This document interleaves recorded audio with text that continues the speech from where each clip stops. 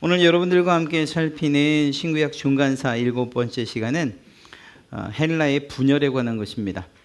알렉산더가 이 헬레니즘을 장착하고서 정말 엄청난 그러한 통일 제국을 이루지요. 그리고 막강한 힘을 갖게 됩니다. 그런데 그렇게 굉장한 기세로 뻗어나가던 이러한 헬라가 알렉산더의 죽음으로 인해서 그냥 멈춰지게 됩니다. 인도 원정을 나갔다 돌아온 알렉산더가 곧 풍토병으로 인해서 죽게 된 것입니다. 문제는 이 알렉산더가 후계자를 정하지 못했다는 것입니다. 그러다 보니까 그 밑에 있었던 군대 장관들이 각각 내가 후계자다 이러면서 싸울 수밖에 없는 것이죠. 알렉산더의 땅이 굉장히 넓었지 않습니까? 그런데 그런 상황 가운데에서 이러한 후계자 전쟁이 일어나고 결국 결과적으로는 이 알렉산더 대왕의 제국이 내수로 분열이 되게 됩니다. 가장 강력했던 마케도니아의 안티코스 1세가 제국의 재통일을 꿈꾸면서 규합을 하려고 했지만 이 4명의 장군들을 막지를 못했어요. 그래서 카산드로스, 리시마쿠스, 셀레쿠스, 프톨레마이오스 이렇게 이들의 연합군에 의해서 패배를 당하고 결국 통일을 꿈꿨던 안티코스 1세가 죽고 난 다음에 제국이 4갈래로 갈기갈기 찢겨져 버리고 맙니다. 여러분들에게 나눠드린 그 프린트물도 있고 앞에도 있습니다. 첫째는 카산드로스인데 마케도니아의 본토 그리고 그 왕국의 서쪽 부분을 차지합니다. 녹색 부분이죠. 이 카산드로스. 그리고 리시마쿠스 왕조가 세워지는데 그것은 소아시아와 트라키아 그리고 그 북쪽 부분. 그래서 주황색 영토가 바로 이 리시마쿠스 왕조의 영토가 됩니다. 이제 우리가 끝까지 로마의 등장까지 보게 될 왕조는 두 왕조인데 첫째는 셀류코스, 다른 말로 셀류커스라고도 하고 셀레우코스라고도 말합니다. 이게 저희 입장에서는 이 말도 똑같고 저 말도 똑같으니까 혹여 제가 실수로 셀루커스라고 해도 셀류코스 혹은 셀레우코스 이렇게 말하고 있다 이렇게 생각해 주시면 좋겠습니다. 이 셀류코스 같은 경우에는 보시는 것처럼 옅은 주황색에 알렉산더가 자신의 영토로 삼았던 페르시아를 넘어서 동방의 대부분의 땅들이 이 셀류코스의 땅입니다. 이러한 영토를 얻게 되죠. 여기에 못 미치지만 프톨레미라고도 그렇게 일컫는 왕조가 팔레스틴 지역, 그러니까 유대 이스라엘 땅과 그리고 이집트를 차지하게 됩니다. 자, 이런 상황 가운데에서 여러분들이 보시면 가장 이상한 것이 지금 저 유대 땅 말입니다. 왜 셀레코스의 땅이 아니라 프톨레미의 땅이 되었는가 하는 거예요. 처음에 이 유대 땅을 차지한 사람은 바로 이 프톨레미 왕조이기 때문입니다. 그냥 힘으로 보거나 영토의 크기로 볼 때에도 셀류코스가 차지하는 것이 맞겠다 생각했는데 실제로 셀류코스는 이후에 차지하게 됩니다. 연대표를 이렇게 보시면 셀류코스 왕조가 유대를 차지하는 것은 거의 BC 200년경 돼서 198년이라고도 말하는데 BC 200년경 돼서 팔레스타인을 점령해요. 그 전까지는 바로 저 프톨레미 왕조가 차지합니다. 이집트 쪽에 있었던. 이것은 한번 생각해 볼 필요가 있어요. 힘으로 셀류코스가 차지할 수도 있었음에도 불구하고 프톨레미 왕조가 팔레스타인 지역과 이집트를 차지했다라고 하는 이 부분. 나중에 지나서 보면 또 하나님께서 이렇게 또 역사하시는구나 하는 것을 보게 됩니다.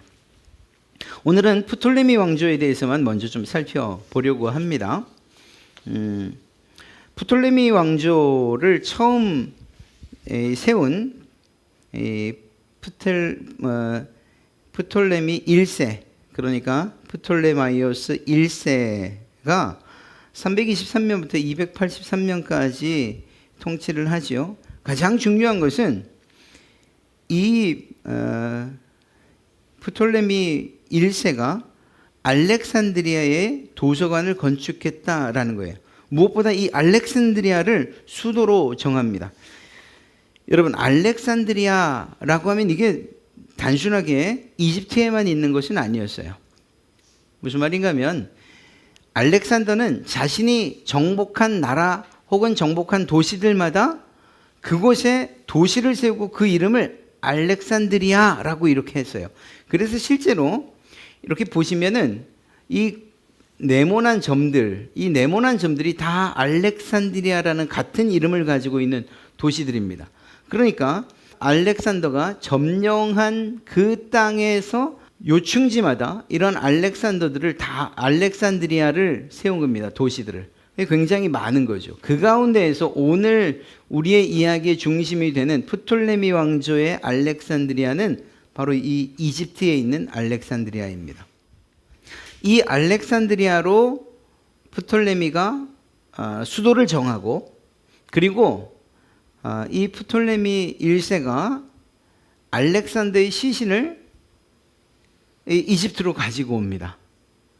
이유는 존경의 의미도 있었겠고, 또 정통성 확보를 위한 그런 의미도 있겠죠. 내가 진정한 알렉산더의 후계자다, 뭐 이런. 어찌됐거나 이렇게 이집트에 자리 잡은 프톨레미 왕조가 알렉산드리아를 차지하고, 그리고 그곳에 수도를 세운 것이죠. 이 무렵에, 즉 알렉산드리아를 수도로 점령하고 정한 이후에 2년 정도 뒤에 있다가 여전히 셀레코스와 분쟁이 있지 않겠습니까? 이렇게 접경 지역에 있다 보니까 그런 가운데에서 서로 밀고 땡기고 하다가 바로 이 유대 지역을 프톨레미 왕조가 차지하게 됩니다. 먼저는 그렇습니다. 그래서 이 프톨레미 왕조가 유대를 차지하게 되는데, 그런데 그럴 수 있었던 이유가 무엇이었는가? 이 프톨레미 1세가 머리를 쓴 거예요. 그래서 어떻게 했느냐? 예루살렘에 입성할 때에 우리가 당신의 신들에게 예배를 하러 왔습니다. 안식일에 제사 드리러 왔습니다. 라는 이런 위장 전술을 쓴 거죠. 그러니까 이 유대인 입장에서는 아니, 하나님께 예배 드리러 왔다고 하는데 침략군으로 본 것보다는 하나님께 예배하러 온 자로 그렇게 인식을 한 것이에요. 그래서 이 예루살렘을 활짝 열어놓고 결국 이 사건을 계기로 인해서 프톨레미가 이스라엘을 점령하게 됩니다. 그래서 그렇게 시작된 프톨레미 왕조의 유대 지배가 그 이후로 대략 122년가량 지속되게 되죠. 그러면서도 이 유대인들이, 이스라엘이 프톨레미 왕의 통치를 이렇게 용인할 수밖에 없었던 이유가 있었어요. 그것이 무엇이냐? 통치 방식이 좀 남달랐던 거예요. 대체적으로 온화하고 또 부드러운 통치자들의 그러한 통치자들로 하여금 통치하겠던 것이죠. 그러다 보니까 유대는 오히려 프톨레미 왕조의 치하에 있으면서도 안정과 평화를 누릴 수 있었던 것입니다. 어떻게 보면 이 프톨레미 왕조가 자신들을 보호해 주기도 하고, 그러면서도 정치나 종교에 개입을 하지 않는 거예요. 그 당시에 가장 힘이 있었던 대제사장들의 입장에서 보면 종교로 강요하지도 않고 정치적으로 개입도 하지 않아요. 한 가지만 하면 돼요. 세금만 잘 내면 되는 거예요. 그러니까 이 유대인들 입장에서는, 또 이스라엘을 통치하는 그 대제사장들 입장에서는 괜찮다 이거죠. 우리를 지켜주기도 하고 안정, 평화 다 보장되고 그냥 우리는 세금만 잘 걷어서 내면 되는 거니까. 그래서 이러한 이 프톨레미 왕조가 유대에 정착을 하게 됩니다. 한 가지는 강제를 했어요. 그건 뭔가 하면 이 말. 이 사람들이 이스라엘 사람들이 원래 아람 말을 사용했다고 했지 않습니까? 아람 언어를 썼었는데 대신 말은 이제부터 헬라어를 써야 된다. 우리가 지난 시간에 코인의 헬라어라고 말씀드렸죠. 말은 공통적으로 헬라어를 써야 된다. 그래서 공통어로 삼은 것입니다. 말만큼은 헬라어. 말이 헬라어면 쓰는 것도 또 그런 방식으로 따라가겠죠. 코인의 헬라어가 이 지역에서도, 사실 이 지역뿐만이 아니에요. 말씀드린 것처럼 이 전 지역, 알렉산더가 차지했던 이 모든 영역에서 사용된 언어가 코인의 헬라어였어요. 언어가 통일된 거죠. 그러니까 이곳에서 비록 작은 나라에 지나지 않지만 어느 곳을 가든지 간에 말은 통하게 된 거예요. 말은.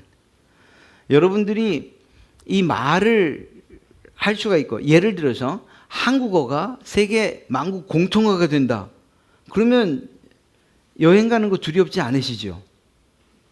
어딘들 못 가겠습니까? 뭐 미국이든 뭐 일본이든 뭐 어디든 뭐 프랑스도 갔는데 거기서 한국말을 공통어로 써요. 얼마나 편해요. 이 사람들이 자신들의 아람어를 잃어버리고 가고 점점 특히나 히브리어 자체는 거의 죽은 언어가 돼 버리고 말거든요. 자기의 모국어인 히브리어를 버리는 이런 일을 하면서도 정책상 코인의 헬라어를 공통어로 삼으니까 좀 더 이 자신들의 그러한 이 역량 또 그리고 세계적으로 또 자기의 나라를 벗어난 지역을 벗어나는 입장에서는 괜찮은 거지요. 그리고 뭐 강제적으로 헬라어를 공통어로 사용하게 했으니까 뭐 따져 물을 것이 없었던 것입니다.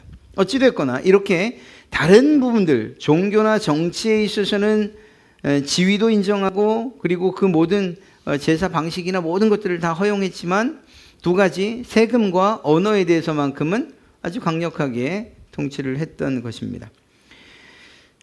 당시에 이 코인의 헬라어가 공통적으로 사용됐는데 모든 법조문도 이 헬라어로, 또 거래하는 거래 내용도 헬라어로, 심지어는 죽은 사람 비문에도 헬라어로, 벽에 쓴 낙서도 헬라어로 사용했다, 이렇게 이야기를 해요. 그러니까 모든 사람들이 헬라어를 사용할 수밖에 없는 상황이 돼버린 거죠. 자, 이건 정말 아주 중요한 한 가지 하나님의 역사 그리고 계획하신 일 가운데 하나가 되고 맙니다. 자, 그래서 이집트에는 이스라엘 사람들이 많았을까요? 적었을까요? 굉장히 많습니다. 많이 살았습니다. 이유가 뭐였냐? 첫째는 그냥 이집트로 돌아가서 거주했던 사람들이 있어요. 그런데 뿐만 아니라 우리가 열왕기서를 보면서 거의 마지막쯤에 가면 그달랴라고 하는 바벨론에서 보낸 통치자가 있었는데 그 통치자를 누가 죽이죠? 네, 이스마엘이라고 하는 사람이 이 총독을 죽여요. 그리고 무서우니까 도망을 갑니다. 어디로 도망을 가냐? 이집트로 도망을 가요. 그런데 혈혈단신으로 도망가냐? 그게 아니고 이때 이스마엘이 이집트로 도망가면서 많은 사람들을 데리고 가요. 그래서 이집트에 꽤 많은 유대인들이 살게 됩니다. 그런데 뿐만 아니라 이 프톨레미 1세도 이 유대인들을 전쟁 포로나 혹은 유대 땅에 있던 유대인들이 자발적으로 이집트로 가기를 원해요. 그런 사람들이 많았어요. 그래서 굉장히 많은 사람들이 이집트에 와서 살고 있었습니다. 유대인들이. 뒤에 보겠지만 요세푸스라고 하는 역사가에 의하면 그 당시에 유대 출신 노예가 12만 명이나 됐다. 물론 과장됐다 이렇게 말하는 사람도 있습니다. 그냥 유대 출신 노예가 12만 명이었다라고 한다면 그래도 나름 노예가 아닌 사람들까지 포함하면 하여튼 굉장히 많은 유대인들이 이 이집트에 살고 있었다는 거죠. 자, 여기에서 이제 문제가 생기는 거예요. 이 사람들이 가는 곳마다 뭘 세운다고 말했죠? 시나고그, 회당을 세운다고 말씀드렸죠. 가는 곳마다 이 사람들은 자신들의 신앙을 위해서 또 혹은 토론 장소 혹은 말씀을 듣고 이런 일들을 위해서 회당을 만드는데 회당의 가장 중요한 임무가 뭐냐? 하나님의 말씀을 듣는 거잖아요. 그렇죠? 하나님의 말씀을 듣는 것 그리고 율법을 공부하는 것 이것이거든요. 그런데 이집트 지역에 가 있는 유대인들이 회당은 만들었는데 그 회당에서 무엇을 공부할 수가 없냐? 하나님의 말씀을 공부할 수가 없는 거예요. 이유는 뭘까요? 공부할 책이 없는 거죠. 네, 책이 없는 거예요. 지난 시간에도 말씀드렸던 것처럼 회당에서 필사된 한 권의 성경책을 갖는 것도 쉽지 않은데 이렇게 비싸고 귀한 것이었어요. 또 한 가지 뭐냐면 그 필사본들이 히브리어로 필사되어 있다면 그 성경책을 이 이집트에 있는 사람들이 볼 수 있었겠냐 하는 거예요. 볼 수 없죠. 왜냐하면 이미 프톨레미 왕조가 알렉산더가 정복을 하면서 언어가 뭘로 바뀌었다고요? 헬라어로 바뀐 상태예요. 헬라어로 바뀌다 보니까 히브리 언어를 알지 못하는 거죠. 저 땅에서만 살다 보니까 모든 공문서, 모든 사문서들을 다 헬라어로만 사용했는데 이걸 읽을 수 또 가르칠 수 있는 사람이 없는 겁니다. 그러니까 회당은 있었지만 하나님의 말씀을 공부한다는 건 참 쉽지 않은 일이 되어버리고 만 거예요. 이것이 유대인들에게 있어서는 참 큰 부담이었어요. 그러니까 이집트에 살고 있는 유대인들의 현실적인 문제 두 가지는 뭔가 하면 너무나 많은 사람들이 노예로 있다는 것. 또 한 가지는 회당으로 모이긴 하지만 정작 하나님의 말씀을 잘 이해하거나 공부할 수는 없다는 것. 이런 문제를 가지고 있었습니다. 자, 이런 문제가 있다는 것을 한번 생각해 두시고 이 알렉산드리아, 특히 이집트에 있는 알렉산드리아 도시에서 가장 자랑할 만한 것이 무엇이냐? 바로 이 대도서관입니다. 알렉산드리아에 큰 도서관을 세웠어요. 근데 단순하게 이게 우리가 말하는 책 몇 권 이렇게 갖추는 도서관이 아니고 이 프톨레미 1세로부터 시작된 이 도서관은 지금의 대학과도 같은 그런 모습을 갖추고 있습니다. 도서관뿐만 아니라 강의실도 있고 집회실도 있고 정원도 있고 공동 식사가 가능한 식당까지 있는 이런 대학 캠퍼스의 모습을 갖추고 있다. 이렇게 생각하시면 좋습니다. 거기에 있는 장서만 제가 써놨는데 20만 권에 가까운 그러한 장소들이 있었다. 이렇게 이야기를 합니다. 이런 큰 도서관이었는데 이때 이 프톨레미 2세, 자 1세, 2세 말하는데요. 이 프톨레미 1세는 자기의 이름 뒤에다가 소테르라고 불렀어요. 그래서 프톨레미 소테르라고 자신을 부르게 했거든요. 이 소테르는 구원자라는 그러한 의미고요. 2세는 프톨레미 필라델포스라고 하는 그러한 이름으로 자기를 부르게 했어요. 이 2세가 한 가지 생각한 것이 있습니다. 그것이 무엇이었냐? 이 프톨레미 2세 같은 경우에는 아버지가 지어놓은 그러니까 1세가 지어놓은 그 도서관을 좀 더 확장하고 그리고 증축하기를 원했고 또 그렇게 합니다. 그러면서 그곳을 정말 뛰어난 그러한 학문의 전당으로 만들고 싶었던 거예요. 그래서 장소도 많았을 뿐만 아니라 그곳에 보관된 책을 읽고 싶어서 오는 그런 사람들 있지 않습니까? 그런 사람들, 그런 학자들의 여행 경비, 체류 비용까지도 다 지원을 할 정도로 그만큼 이 도서관에 대한 자부심도 있었고, 그리고 이 도서관에서의 그러한 지식의 향유를 누리기를 원했던 사람, 그가 바로 이 프톨레미 2세 필라델포스였습니다. 그러니까 알렉산드리아 자체를 학문의 도시로 만들고 싶었던 것이죠. 그런데 이때 사실 이 유대 율법서뿐만 아니라 다른 종교들의 경전도 헬라어로 번역을 하고 싶어 했어요. 그리고 또 그런 일들은 실제로 시행됐고요. 무엇보다 이 2세, 프톨레미 2세 같은 경우에는 유대교 경전에 아주 심취해 있었다고 해야 될까요? 그 유대 율법서에 대한 관심이 아주 지대했습니다.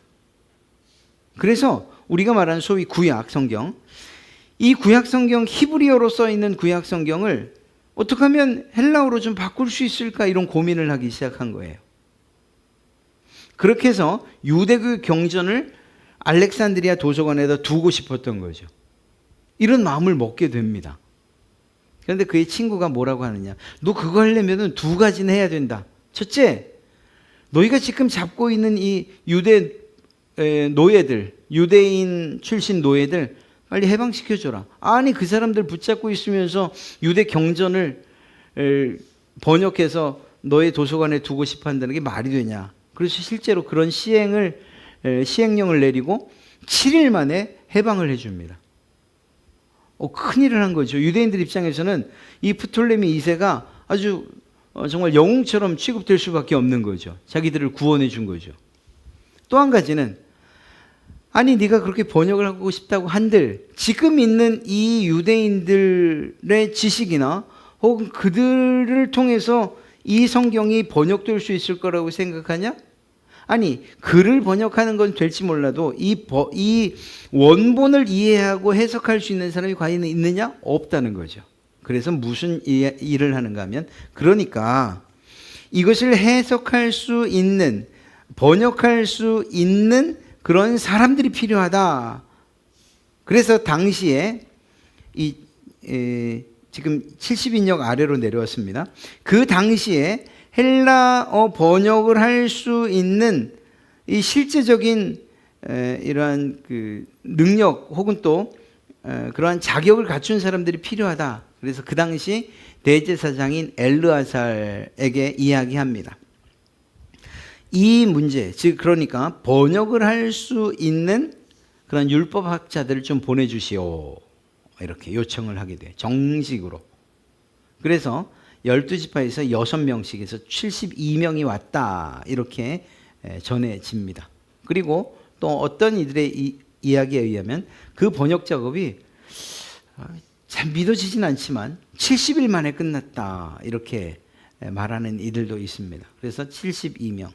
왜 정확하게 70인역이라고 부르는지는 모르겠어요. 셉투아진트라는 말, 그래서 70인역으로 지금도 불려지고 있거든요. 성경 번역본들 가운데.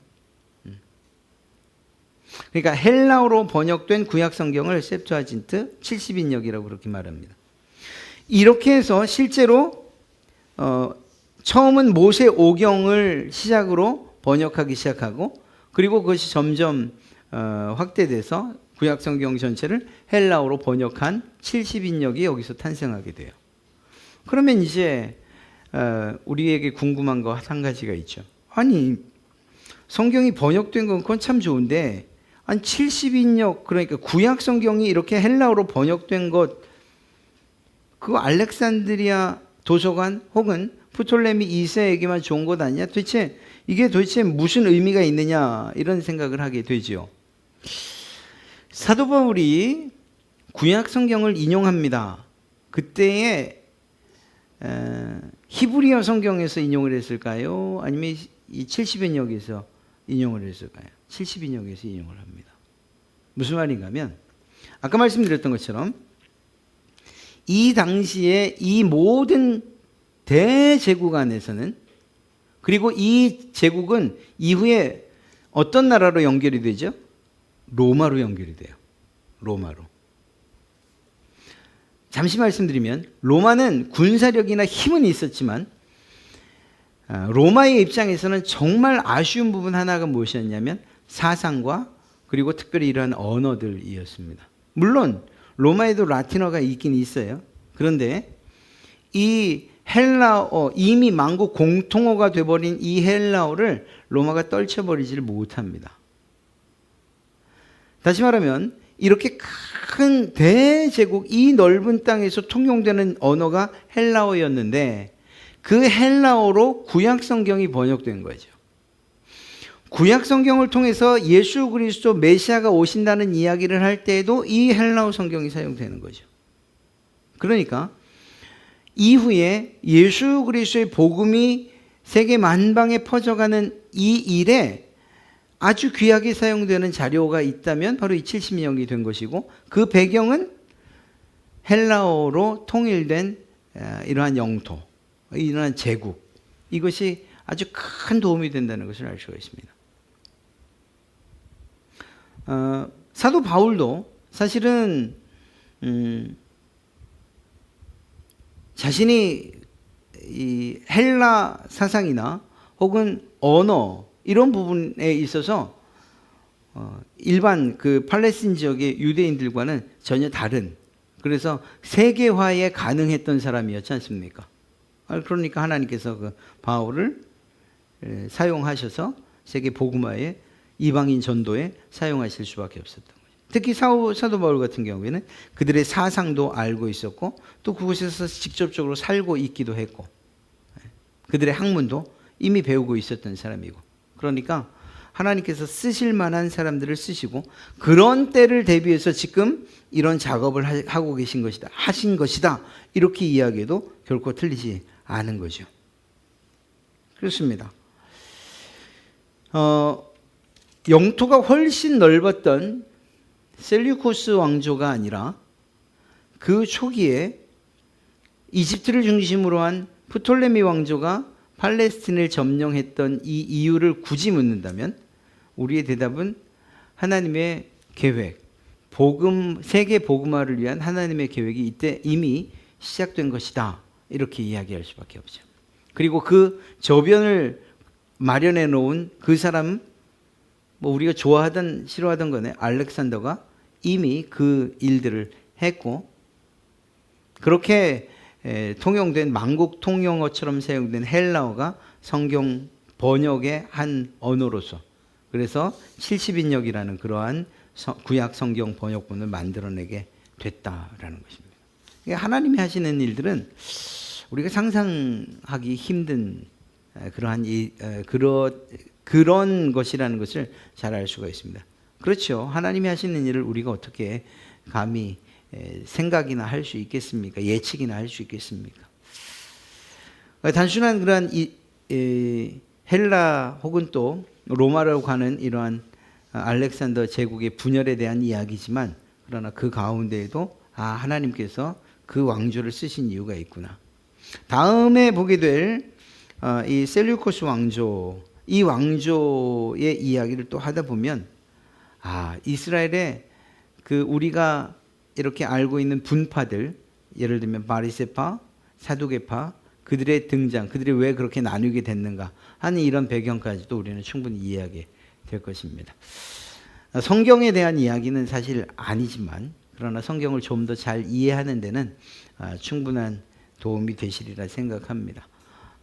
무엇보다 하나님께서 움직여 가시고 이끌어 가시는 그 하나님의 계획과 그 일들은 우리가 상상할 수 없고, 또 하나님께서 결정하셨다면 그것은 어떤 방식을 통해서지 이루어지며 그 이루어지는 일들은 완전하다라는 사실들을 우리가 다시 한번 발견하게 됩니다. 오늘 이러한 헬라, 사실 이 헬레니즘의 분열이라고 했었는데 그거는 제가 잘못 기록한 겁니다. 첫 장에 제일 위에 있는 헬레니즘이 아니라 헬라의 분열이라고 이렇게 보시는 게 더 정확합니다. 이러한 프톨레미 왕조를 통해서 이후에 또 사라지죠. 프톨레미 왕조를 통해서 하나님께서 이루신 일들, 그리고 그 왕을 통해서 이루셨던 그러한 성경 번역 작업이, 구약의 번역 작업이 이후에 세계 복음화에 아주 지대한 영향을 미친다. 무엇보다 그 베이스로서 언어를 통일시키시는 이러한 일들, 하나님이 아니시면 할 수가 없다라는 이러한 결론에 이르게 됩니다. 우리는 그 하나님을 찬송하는 것 마땅한 일이고요. 그 하나님께서 이렇게 세계의 흐름과 역사를 이끌어 가시고 주관해 가신다는 이 사실은 다른 말로 하면 우리에게 힘이 되는 한 가지는 또 무엇인가 하면 이렇게 큰 일도 하시는 하나님께서 여러분 각자의 삶에 대한 계획과 그리고 그 뜻을 가지고 계시지 않겠냐? 당연히 가지고 계시죠.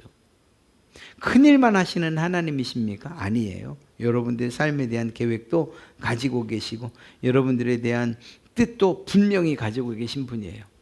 하나님 그분께서 우리에게 주시는 것, 그것이 복이 아닙니까? 우리에게 주고자 하시는 것, 그것이 복이지 않습니까? 복. 여러분들 복되게 하시는 그러한 하나님의 마음, 그러한 마음으로 여러분의 삶을 계획하시고 뜻을 세우시고 인도해 가신다. 우리에게 필요한 것은 그 하나님을 신뢰하고 믿는 것이죠. 그 하나님을 믿는 그 믿음이 우리에게 필요하다는 것입니다.